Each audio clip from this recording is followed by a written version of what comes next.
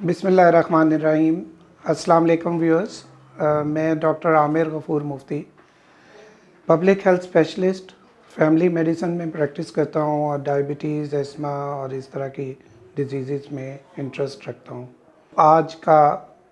بڑا important topic ہے dengue بخار، اور وہ کس طرح اس سے ہم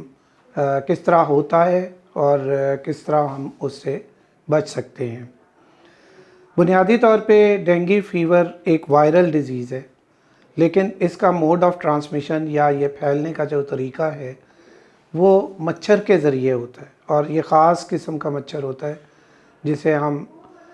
اینوفلیز ماسکیٹو، یا یہ ملیریا والا ماسکیٹو نہیں ہوتا۔ یہ مچھر اگر کسی ایسے مریض کو کاٹے جس کے جو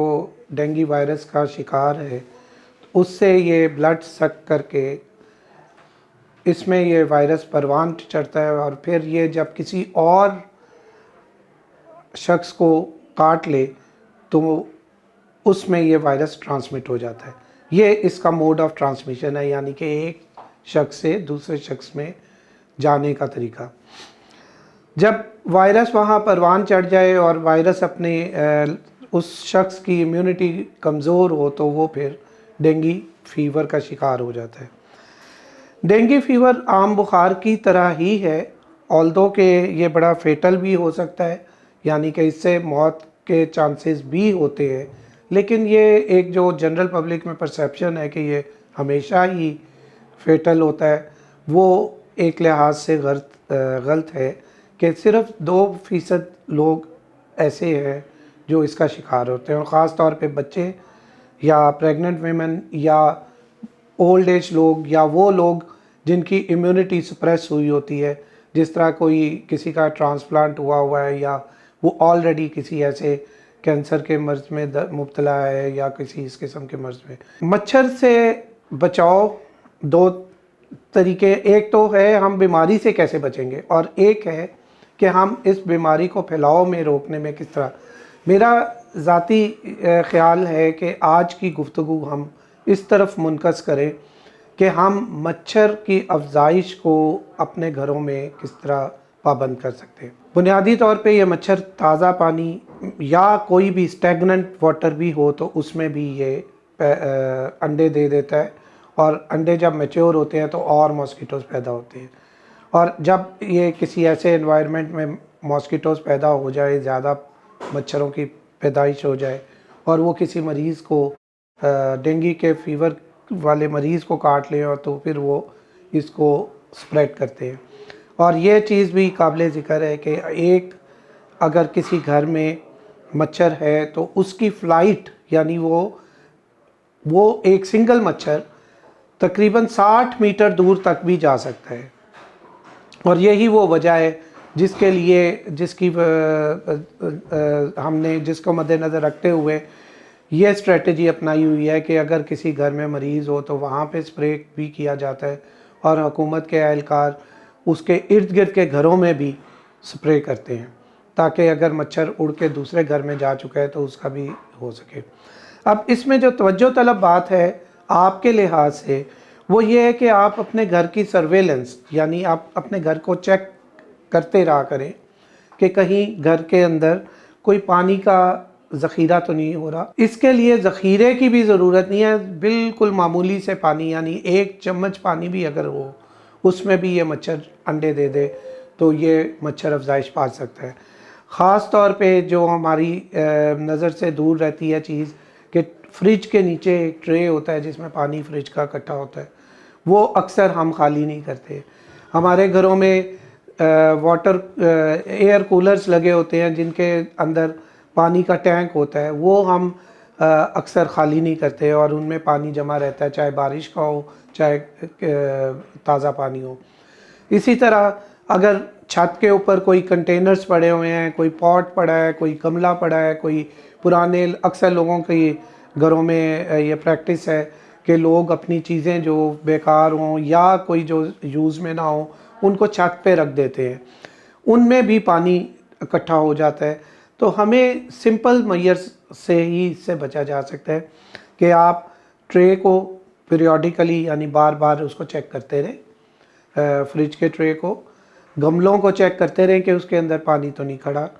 آپ کے گھر میں اگر فریزر ہے تو اس میں بھی چیک کر لیں کہ کہیں مچھر ادھر کسی پانی کے حصے میں تو نہیں کھڑا. اس کے علاوہ آپ چھت کے اوپر بھی آپ جا کے دیکھ لیجئے ونس ان اے وائل کہ کوئی ایسا پاٹ، کوئی ایسا برتن، کوئی کنٹینر، کوئی ٹوٹی ہوئی چیز، کوئی ثابت چیز جس میں پانی اکٹھا ہو جائے وہ تو نہیں پڑا. اور اگر آپ کے استعمال کی چیز ہے تو آپ اس کو اوندا کر کے رکھ دیں.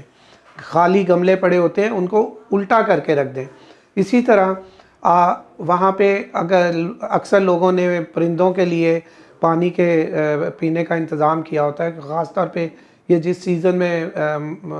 ڈینگی وبا پھیلتی ہے وہ گرمیوں کا ہوتا ہے، تو اکثر لوگوں نے پرندوں کے لیے بھی انتظام کیا ہوتا ہے. اس کا طریقہ پھر یہ ہے کہ آپ روزانہ کی بنیاد پہ،